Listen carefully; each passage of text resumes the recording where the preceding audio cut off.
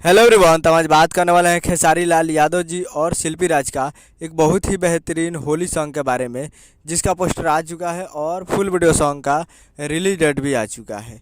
और इस गाने को लिखे हैं अभिषेक भोजपुरिया जी और इसमें म्यूजिक दिए हैं मनोज सिन्हा जी।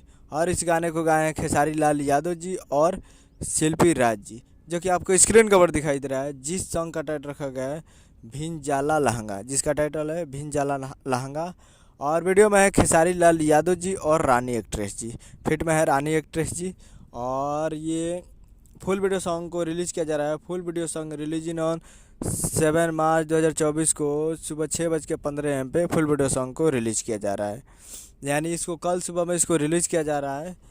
7 तारीख को सुबह 6:15 पे ये फुल वीडियो सॉन्ग को रिलीज़ किया जा रहा है, जो कि बहुत ही बेहतरीन सॉन्ग है और ज़बरदस्त है।